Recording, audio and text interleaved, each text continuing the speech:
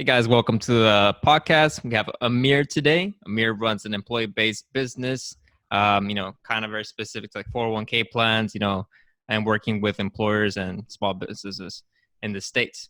He's been living in Medellin for the past, I believe, 6-7 years, something like that. Been three and a half. Like three. Yeah. Okay. Okay. Gotcha. And I'm back and forth. I live both places. Mm-hmm. Yeah. Mhm. So we kind of want, can you just briefly explain what that is, and then but not get into so much detail. We'll take it back kind of before you went to Medellin, how you started in business, and kind of what got you into that. Was it your parents? Was it by accident? And just kind of explaining that a little bit. Yeah. And just so the company is Net Wealth that I've been here working on. The main business reason that I've been here is because you have these very talented people, both in Colombia and coming from Venezuela, that, are looking for work, need, help, and we need help building this thing. So we have graphic designers and programmers on staff over here.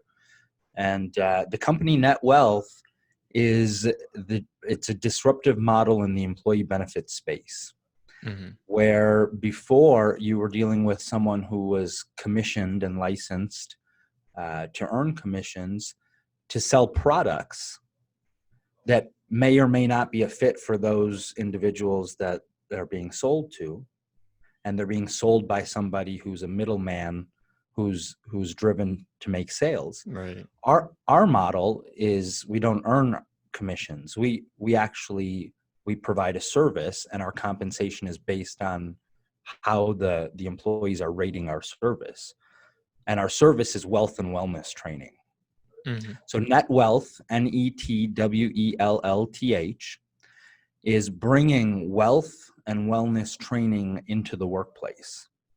And so why wealth and wellness training? Because, and most people don't realize this, but how intertwined they are in every decision that we make, right? So as an example, if you have money, but you don't have health, right? You got nothing, and you know it, right? Right? Yeah. All of a sudden money doesn't matter, right? And when you got health and you don't have money, you're probably going to lose your health. It's only a matter of time. Yep. So there's this statistic that top 3% of income earners outlive the bottom 3% of income earners by an average of 15 years. 15 years. Wow. And so what that really means is the top have behavioral cycles that help them live more healthy, their minds are more balanced lives, where the bottom 3%, they're in a constant state of, scouring and scavenging and, finding and trying to put out problems, the same repetitive problems. And so our job isn't to tell you what you can and can't do with your money. That's your money. Mm-hmm. Right? Our job is to bring to your attention what you are doing. Right? And so if you're going into debt during the holiday season every single year and then spending the next 7 to 11 months paying it off, listen up. Yeah, there's a lot of people that do that, that live like that. You're on the hamster wheel. And it's not necessarily your fault, right? Because almost 100% of the information that we're consuming through media is fed to us to get us motivated to consume, to get us to take action on pulling money out of our pockets that we've worked hard for, paid Uncle Sam his share for. and now we're going to purchase something that we're going to consume, and poof, both are going to be gone. That's consumption, right? Right? We're not taught to take that dollar and turn it into $2 or $3. That would be too capitalistic, entrepreneurial, right? Right. You got to have him, the rich, and you got to have the poor, right? Mm-hmm. And so we're just not given the proper education that is at the top. It's a behavior. That's how they look at money, right? Right. And so what ends up happening with our training is people start changing their relationship with money. start becoming more aware of the decisions that they're making versus the outcome that they're receiving or desire to receive. And it's a self, journey. Right. And our coaches, we're not salespeople. We can't sell products. Our wealth coaches, go on site at 4 times a year, and we provide these, curriculum of this education of how to, mindset and, like, how do you take your current situation, identify what you like about it, what you don't like about it, and then start making decisions in your life that will help support, the desired outcome that you're looking to achieve. Right. Awesome. And So this is about like empowering employees as well. that you nailed the word is empower. That's exactly what it is. Mm-hmm. Right. Right. And it begins with the structure for compensation, right? There's no financial advisor out there who gets paid, makes a living to sell financial products to people who have money, who has a true interest in helping middle America get through tough times like this and, to prosper. The system isn't set up that way. Right. And so we specialize in 401ks for companies with 100 to 1,000 employees, because when we walk in, 100 to 1,000 employees are our clients. When a financial advisor walks in, to a company that has 100 employees, somewhere around 85, 90% of them can't even afford the products that these financial advisors sell. So how much of a prospect are they? How much of a service are they providing for these 85, 90% of people? They're not trying to sell them a term life insurance policy. Something they can afford. Right. So, the system is antiquated, and people know it. Mm-hmm. And they're starting to know it, and we're providing an alternative service that doesn't exist in the marketplace right now. Yeah. And so we feel great about that. That's the exciting part. But it's taken me 15 years In the making. in the making. Awesome. Yeah. Can you tell us a bit about that? Before you got into the business, you can even take about to when you're younger. How did you get into this entrepreneurial space to begin with? What were you doing before this business? Yeah. Where are you from? Is it and all that? Yeah. Good stuff. Yeah. So my parents brought us here. I was born in Pakistan, in Karachi, Pakistan, and my sister, 1 year younger than me. My parents brought us here in 1980. I was 2, and school was the big, like value that we grew up with. Is no matter what, you got to get good grades in school, and you got to finish, higher education, right? And then you do whatever the heck you want, But age 9, I went to a CVS pharmacy that was going out of business. With my mom, and there was a big rack of the like 6-7 packs of Bubblicious. Yeah. It's just and it's one of those like Christmas tree racks, so and it's full of gum just hanging, right? And it was like 80% off or something ridiculous. It was just because business was about to close, and there was it was more than I could afford. I remember I wasn't able to buy it out, but I took my savings and I sold gum for the next probably month and a half, something like that. You're selling gum, okay? And what made you want to sell gum? Like, how did you get that idea? Because I looked at that tree of gum that said 80% off, and then I looked at each pack, and then I saw 5 pieces of gum in each pack, and 6 packs in each leaf, and so there was 30 pieces there, and I just like multiplied it, and I'm like, I could get a quarter each for a piece of gum. And so then I was like, all right, well, I got to buy a fanny pack, and so I factored that in, and I was the gum guy. I was, in fact, that one trip, that one purchase lasted about a month. I remember coming home and I just had a mound. I opened it all up individually, just a mound of gum. Mm-hmm. And but you can't chew your own supply. That's good. I swear to God, I knew that back then. It's crazy. So, yeah, I didn't. You didn't. I didn't. That's okay. No, so I sold the gum, but that was like 1 month, and I bought Air Jordans. I bought Air Jordans with my money, and then I also went and found more gum. I took a loan from my mom for my second gum, you know, and I did the same thing. And I was probably for like a year, I'd say. I was the gum guy, dude. I stood in the same place in between classes, and there's just people walking out. There's a line of people, quarter. I'm just like, there you go, and I'm just collecting quarters, dude. Yeah. You know. So it's been in my blood my whole life. Mm-hmm. You know, like my dad is a merchant of sorts, so he came here, and $60, wife, 2 kids, cannot imagine 1980. And my uncle was here. We were on food stamps. And where is this in the States? Buffalo, New York. Okay, cool. Yeah. Which till this day I don't understand. Why there? Yeah, why? Why? Mm-hmm. They didn't want us there, and I don't know why we wanted to be there. So It just worked out that way. Yeah, it was. It's an interesting place to grow up, but you know, it just. You were about to say something? Or? So when your parents moved there, did they you know, start a business, or were they merchants back in Pakistan, or were they merchants in the U.S. as well?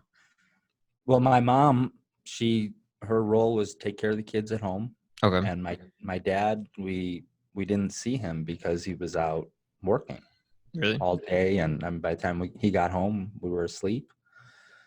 And he sold like blouses, shirts. It was a little hippie era back then, and he would go to the flea market and on the weekends buy and sell those things. And then he got a Oriental rug, and he sold the Oriental rug. He had great margin in it, bought, you know, 2 Oriental rugs, and so on and so forth. And within 2 years of being in the United States, we were making, you know, I know this now, but I didn't know it back then, but we were making over $100,000 a year back then. And it's like the equivalent to $300,000-$400,000 now. Yeah. You know? Pretty good money. Yeah. And it was all cash. It was a good business. So that was the business my dad stayed in.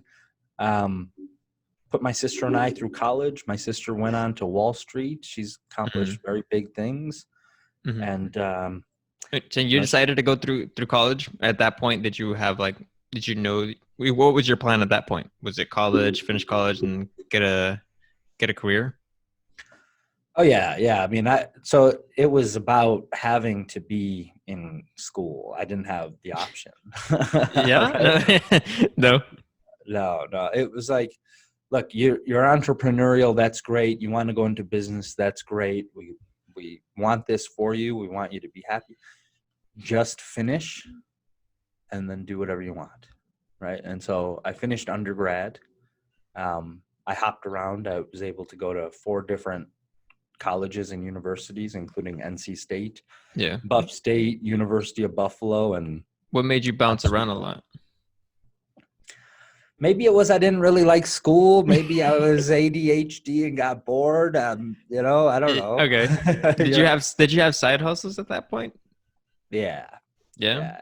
Always. Yeah. They weren't necessarily legal. Oh, okay. Well, if you could talk about it, well, I don't know if you can talk about it, but it's legal in some states now. But you know, I mean, hey, you know, it was a means it was a means for you know, being able to live the financial life that I wanted to live in college. So right. Did you learn a lot in that business though? Yeah. The hustle. Yeah. What would you say is the number one thing? If you get, I don't know, you may not be going into detail if you don't want, but what do you take away from that? I would take away the lesson of supply and demand. It is as economic 101 as it sounds. when you have something that has an unlimited demand,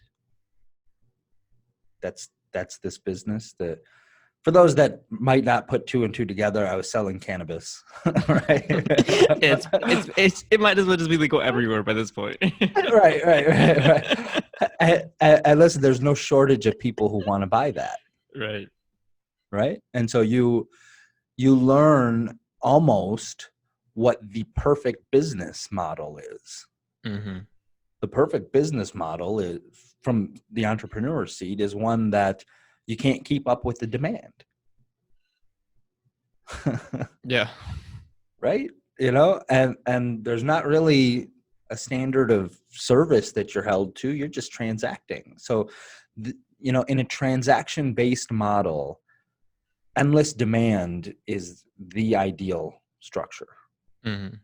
Right?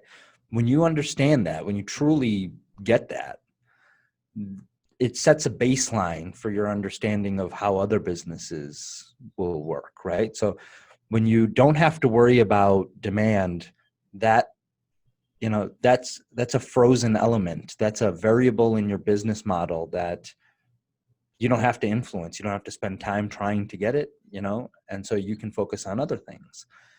And then I went from that to selling life insurance where there's no demand. How Zero. was that? Zero. How was that jump going from that to selling life insurance? It was brutal. It's like They're completely different, you know, no, lifestyles, businesses.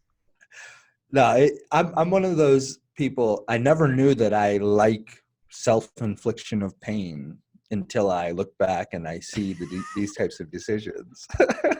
Because if you want to make your life a living nightmare, right, Mm-hmm. for the next 3 to 5 years, let's say, I'm talking dry heaving first thing when you wake up in the morning from the stress, right? Mm-hmm. I'm talking losing hair, watching your hair as you're getting off out of bed, still on the pillow. I'm talking your whole body broken out from stress, and you're eating. You have no eating habits whatsoever. You're just malnourished, anxiety driven, you know, walking bag of, you know, like, just like, I'm going to make this happen. That's the only thing that I had that was keeping me going, was this like blind faith that things were going to get easier, you know. But I can tell you that in that transition, going from a business that has endless demand to a business that has no demand, right? The factor that kept me committed was, I'm going from a business that had no reoccurring revenue, like one client. Even though they're a reoccurring customer, it's not one transaction that keeps money coming back, Mm-hmm. right? Where in this business, I have to sell it one time. I have to transact it one time, this life insurance policy. Mm-hmm. And I'm going to get paid as long as they pay their premiums every single month. Right. Right? Now, that's the pie in the sky utopian model that you want to believe in, that will keep on driving you. The reality is that I was there for 5 years, and I was a top performer from day one. They put me in, magazines. I was in Time magazine and a Northwestern Mutual, full page ad. Mm-hmm. That happened like 3 times. I was on stage all the time. They were sending me to, sales trainings in various parts of the country. And, I was a top performer. And I think my recurring revenue when I left there from them was about $800 a month. Right. Right. And so, conceptually got great. Love the whole reoccurring, revenue concept. What made you such a top performer? That's great. That's a great mindset question. Truth of the matter, man, I think, and I'm not like recommending anybody does this or Okay, puts okay. themselves through Disclaimer. this. Okay. Okay. I put more pressure on myself than anybody possibly could. Right. And so what that meant was, oh, there's this program, there's this thing called 40 under 40. That means you get 40 new clients in your first 40 days of being a licensed insurance agent. Mm-hmm. And by the way, I never went into this to be a freaking insurance agent. I never said I'm going to get out of school and my entrepreneurial, drive is going to be down the path of becoming a life insurance agent. It was, I wanted to be a financial consultant, right? I wanted to work in markets. Okay. And Northwestern Mutual gave me the title of financial representative, but they trained me how to sell insurance. And, it wasn't the worst thing. It was like hardcore sales training. I mean, it really was that challenge of how do I take something that has no demand, right? Mm-hmm. And in my first 40 days, get 40 new clients, right? There's only 3% of the new reps that come on that make the 40 under 40. I mean, hell, I didn't know it, but it was like 80% don't even make it the first 30 days, right? They're out. They've gotten licensed. They've gone through training. They've gotten licensed. Now they're in the field trying to sell, and they're out, right? So like damn near 80%, right? And then you go 2 months and it's like 90%, and so, just making it 3 months, I think puts you in like I'd say in the top 10%. Mm-hmm. And 40 under 40, for me, it was just this challenge that if somebody else has done this, I'm going to crush it. I don't care who it is, Yeah. I don't know if it was that level of, almost like it's like an innocent arrogance, it's like, I just didn't know any better. It was just me, and my ego. Mm-hmm. At this point, how old were you at this point? I'm 21 at this point. Oh, young. Okay. Yeah, I'm 21. You're really young. Yeah, Okay. this is my first 40 days in the professional, quote unquote, professional real world. Mm-hmm. Right. Before that, my job was to be a student. Right. And my side hustle was just my business. It was just what I wanted to do.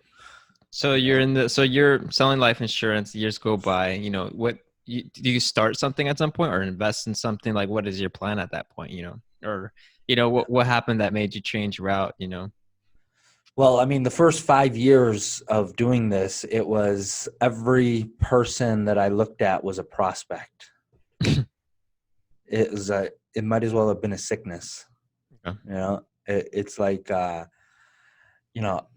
have this agenda in my mind for every hand I shake, right? And I knew this is not the life I want to live. Like, this is brutal for me. It's the hardest thing I've ever done, right? You start in this business, the first thing was Project 200. Write down on index cards, 200 index cards, the names of 200 people that will have a conversation with you about your new career and how, you might be able to get some referrals from them. You're not trying to sell them. You're trying to get referrals from them, right? And that was the most difficult thing. I mean, on one hand, I had this ego, and on this other hand, I'm, kind of hat in hand asking people to help me. Right. I mean, so, it all is a lot more clear now as I'm telling you this, but at that time, it's just a mind fuck. I mean, you're just like, what am I doing? Like, for what? And in a lucky month, I might make a couple grand. In normal months, I'm like in the hundreds. I mean, like, how am I surviving, And it was a combination of just like, grit and gumption and, this determination of, I'm not gonna classify myself as someone who hasn't been able to make it in this industry, in this business, right? I mean, so all the losers went to the banks, like you can't work off of 100% commission, and build something. You belong in a bank. You want to be in finance, go to the bank, get your $30,000 a year at that time and go sit in a cubicle. The clients will come. You can't prospect, go to the bank, right? Right. But in my mind, I was like, everything that I've like worked on business wise, I've been able to make it happen. And that's what I'm going to do. And I'm this ultra social person, even though I consider myself an introvert. Really? So, but people really like me and gravitate towards me. And so like, I think everybody at some point in their life, and fortunately for me, it was at a young age out of pure need to survive, but everybody needs, if they want to be successful in business, and if they're not truthful with this, it's only hurting them and nobody else. They have to be able to look in the mirror and they genuinely have to know what they have working for them and what they have working against them, right? And it might be external factors and it might be internal factors and it might be, almost like existential factors. Like, how do you see yourself? You know what I'm saying? Like, right. you go into, you cover all those areas and you see it for the purity that it is the only way that you can then embark on where your passions lie and where you will naturally excel. Right. I hear people say things like, they'll be working at whatever job and they'll be like, well, serving is my passion as a waitress or a waiter. And as much as that might be true, like they genuinely might have a heart for serving others, right? As much as that's true, they're also the ones that, are constantly complaining about their finances. And so I can't imagine that is a passion of yours. Complaining about money is not part of the passion, right? and so, like in order to see this clearly and align like what you're meant to do on this planet, like your genuine purpose, right? With what you genuinely like and enjoy doing, right? I mean, you would think it would go hand in hand, but there's other factors that require us to do things that we don't want to do sometimes, right? But if you can in a very pure way align your desires, your talents, your actions, and your intentions, right? You have this pure approach to it. You're gonna excel. It's gonna be natural. Right. What were the things that would make you realize that, what things did you put together that realized, hey, I need to do this, this is what I can do. This is what I'm not good at. Yeah. For me, I mean, obviously you're a really great salesperson at this point. Well, so, you forced yourself, right? Yeah. So, I mean, this is the thing is like, even till today, I don't consider myself a good salesperson. Really? I don't consider myself a good salesperson. Why is that? What do you consider yourself as? I consider myself an empathetic person. Okay. And so I can put myself in the shoes of my clients and I can genuinely help them and actually help them and trackably, quantifiably help them. And and throughout time, that's been my greatest asset. Right. But if I was forced to just think like a salesperson and be like, whatever you give me, I'm going to sell. And I'm a great salesperson. Right. I don't think I could achieve, this part of it. And so when I look at what is needed in order to have a successful business, you have to be a hell of a salesperson. You have to sell. Right. And then you in the service-based business, professional service providers like us, you have to genuinely care. That's what's going to make you great, right? Caring. Yeah. Well, I mean, that's the empathy that I have is what's given me my success. I've worked with over 10,000 retirement accounts, stood in front of hundreds of people on stage and talked to them about their retirement, you know? Mm-hmm.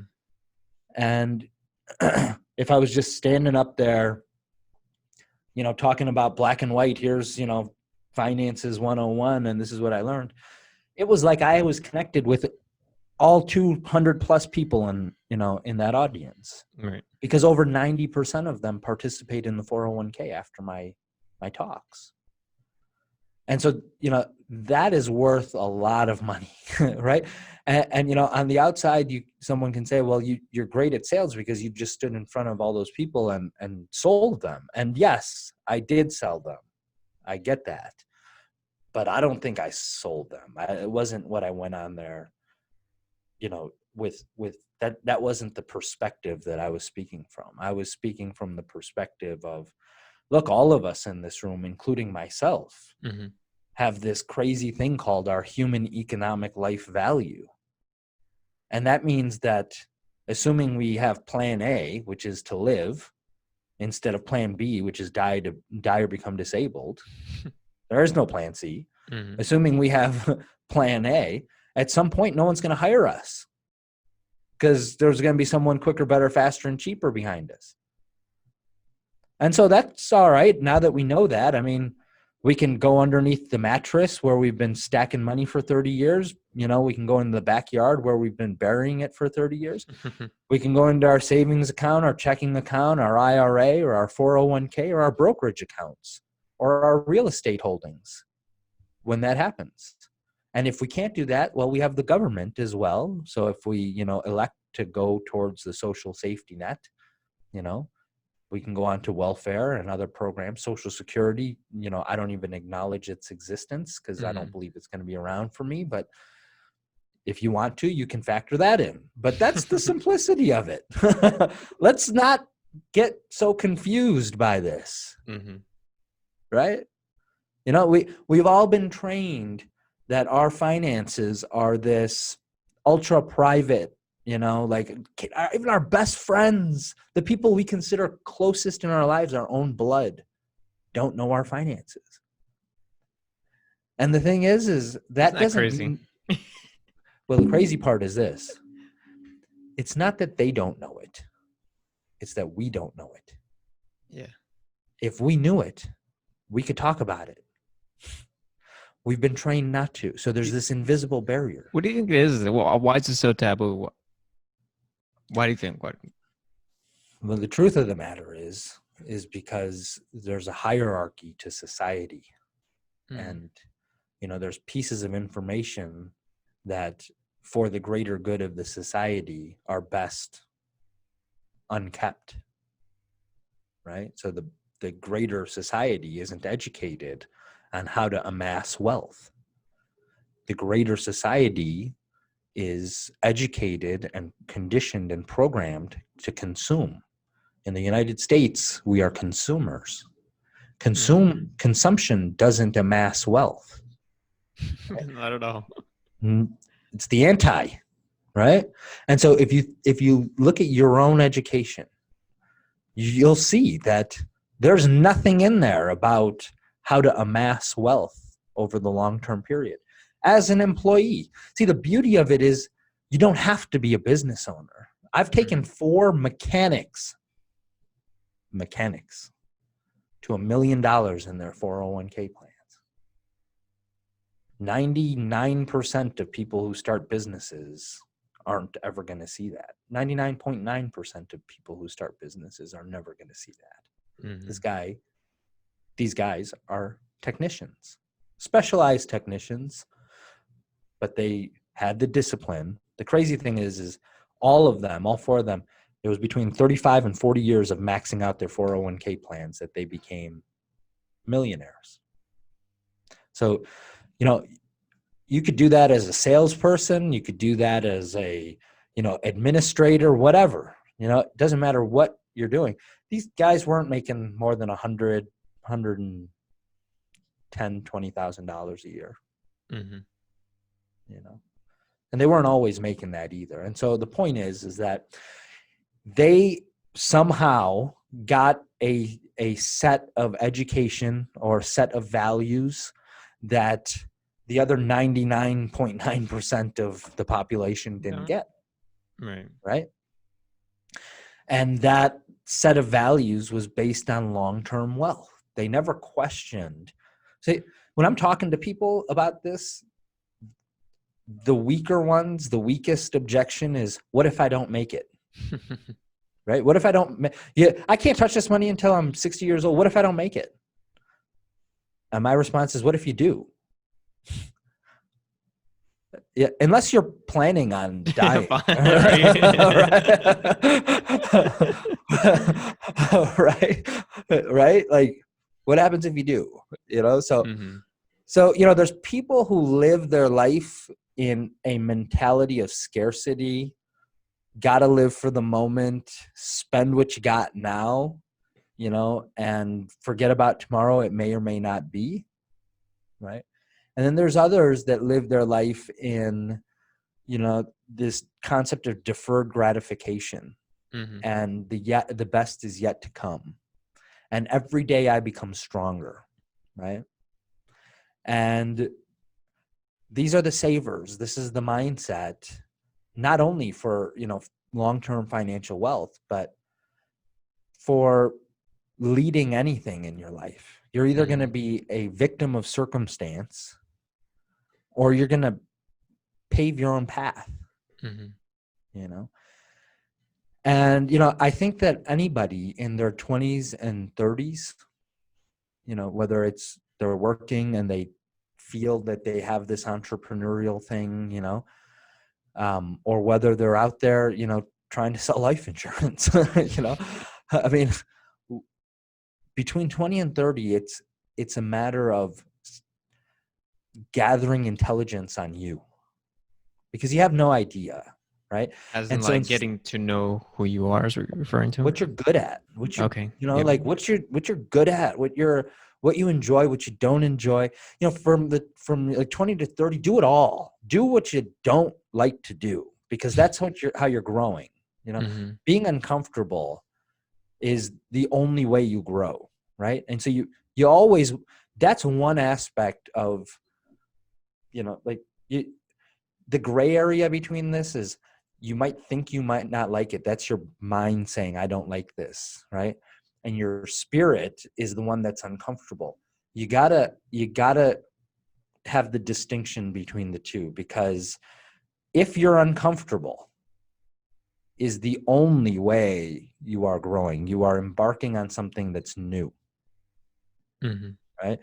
And so you want to embrace the heck out of that. You want that to be a mindset of, the successful do habitually those things that unsuccessful people are not willing to do. It's the same feeling of uncomfort.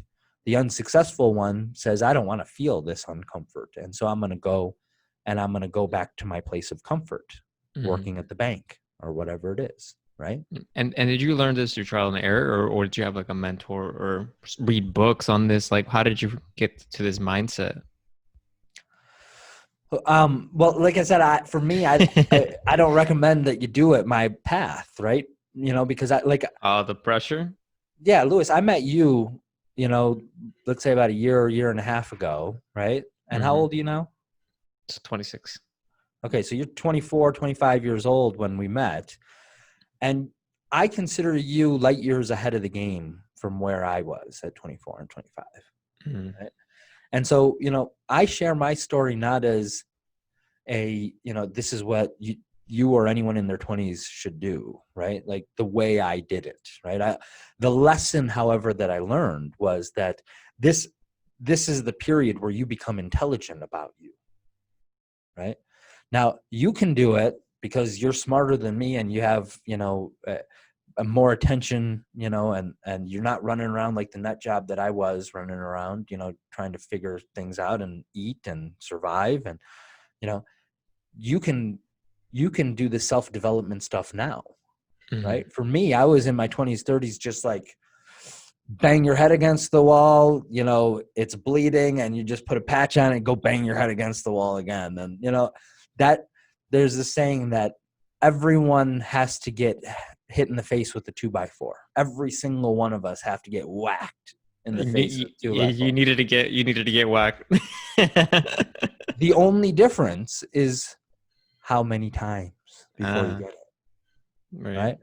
I had to get whacked a lot. I don't want anyone to get whacked as much as I got whacked. You know what I'm saying? Like, It's not necessary. it's not necessary. Learn. I see why you said that maybe you liked pain, or I don't know, Right, self-inflicting right, pain right, earlier. right. But those were different times too. Like, so that was like, there was only the analog way of figuring things out, right? Right. And so what I mean, an example of that is, somewhere in India, somewhere 1,000+ years ago, they were practicing medicine in caves, right?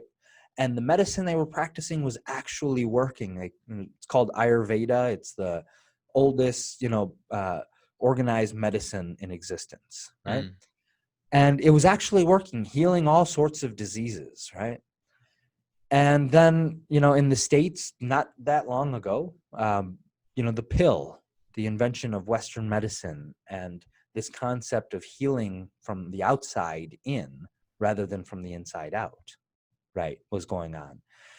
And the life expectancy went from mid-40s on the Eastern hemisphere of the world to, in the 70s in the Western hemisphere of the world in a very short amount of time, right? And it was because of Western medicine and being able to keep people alive longer, right? Now, there's still the question of, the quality of your life, right? I mean, but the fact was that people were living longer, right? And the crazy thing is that before this thing that we call the internet, that we're just so accustomed to knowing and understanding, one didn't talk to the other, right? So you had practitioners like Deepak Chopra, who got his Eastern training in a cave, pretty much. I mean, Ayurvedic medicine, and then came to the Western world and became a board certified surgeon and, Western medicine as well. And then somebody who takes those hemispheres of knowledge and pushes them out in an extremely uniquely positioned. That's why there's only one Deepak Chopra. There will always be one Deepak Chopra, right? Because his pedigree is so unique, and his intelligence is so high on both of those hemispheres that his message is very impactful, right? The crazy thing is we all right here have the Eastern secrets and the Western secrets of life, right? Of all time, right? It literally is right here, right? And so if we look at technology for the tool that it is, the education that it is, right, we can question every conventional model that exists. Okay. There's a guy, his name is Vishen Lakiani. He's the CEO of Mind Valley. You know Mind Valley? Yeah, I guess. Yeah. And his mission is to change the way that education is administered and executed throughout the world. And his foundation and his platform of why we should do this, of why it makes sense to do this, is because in the conventional way, we spend about the first 15 years of our life educating ourselves to solve problems that may or may not exist for the other 85% of our lives, right? I see what you're saying. And we're seeing that it is a broken model, right? We've got all these highly educated people who don't have jobs, right? And really don't have any purpose, right? Like their specialty of knowledge is not in demand. It's not in existence. It's a problem that we've evolved past, right? And I think we're about to start. I think we're about to start seeing it even more, especially with after COVID, and then how everything just went online completely. I'm sure it's going to disrupt the university systems, everything, commercial real estate. We can have a whole nother conversation of the before and after of COVID. right? Yeah. I mean, what, and I'd love to, I would love to, maybe I can do the podcast and you can be my guest Yeah. on that, because we have ours as well. So, um, but anyway, so his solution is, what if we could educate ourselves 15% of every year to best prepare us for that year, right? Mm-hmm. Or 15% of every day. How about that, right? If, and I would say that as an entrepreneur, it should be on a daily basis more than on an annual basis, right? As an entrepreneur, you need to have your thumb on the pulse of this ever-changing market and this Mm-hmm. ever-changing landscape that you are operating in, right? And so that's education. That's education to stay relevant, education to stay ahead of the game, Mm-hmm. and be a leader in your industry. But I know we're going off a little bit. The whole mindset of 20s to 30s and like getting yourself, I would say, positioned for success. Okay. If you're able to make money in your 20s and 30s, like significant money, consider yourself blessed, lucky, whatever you want to call it. But also consider that as more than likely, statistically speaking, just one hit, one home run. Don't think that it's sustainable. Mm-hmm. Sustainable wealth is a whole nother game, right? In the entrepreneurial world, Right. right? So like you look at the likes of like Bill Gates or, these Steve Jobs, these huge icons, right? Who had success at a very early age and then were able to maintain it, right? That's not the norm. Not a, There's millionaires, at a very young age right now, but they're hot one day or year and they're not the next day or year, and they crash, and so the statistical likelihood is that your short-term wealth, you're knocking it out of the park, one transaction or one business or whatever, going back to the one isn't transaction thing. Yeah. it. Yeah, exactly right. I've seen that, in particular, like in FBA businesses or some of the, like dropshipping business, there's a point where like they're making like 30, 40 grand a month. And then like a few months later, the whole business collapses for whatever reason, something happened with the manufacturer or even an affiliate website. Google changed its algorithm and your whole website is destroyed.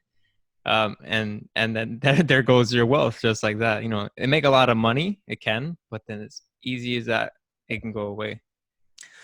So I know you have another show, and got to get going. I got to get going Yeah. here as well. But if there was, I if there was the strongest lesson that I learned in my 20s and 30s for business, that I could share, and that I could think that everyone in business could benefit from, is the concept of positioning. Mm-hmm. Okay. The concept of positioning is what will ultimately determine your success or failure in any business, right? And you just gave the example of, a business changes their algorithm, or a website changes their algorithm, or, a big one is these merchant account services, they cut you off or they withhold your money or whatever they do, right? Whatever it is not their fault at all. It's the way they do business. Okay. The way they do business. It's how you positioned yourself. Mm-hmm. Right. Okay. That is causing whatever issue you're having, in your business, is how you're positioned. Mm-hmm. Right. Right. So we could do a whole, segment on positioning, but every element, it goes back into the personal side of things, where you are responsible 100% for your own world, and nobody is coming to the rescue. If you understand those two factors, everything around you is because of you, and nobody can save you, is the basis for personal happiness and business, success. Mm-hmm. And Awesome. it's the exact same thing with positioning. Position yourself so that you don't have outside variables determining whether you're going to get paid, right? Position yourself so you don't have outside websites that can change their algorithm and put you out of business, right? You might still use those services, but you also have backup services because that's how you positioned yourself. Exactly. Right? Also, that's just Cool. this last question, if you could give some one piece of advice to the, let's say, the 20, 30-year-old, not, that's like still not, doesn't know what they're doing with their life, it's kind of like going about it just randomly, what would it be? Learn patience. Patience. People, we're told our whole lives, be patient, and we equate it to, that means having to wait. That's not what it means. Mm-hmm. Being patient. Being patient doesn't mean, this is my kid calling. being Yeah, patient. we'll get you going. Yeah, being patient doesn't mean sitting in a waiting room.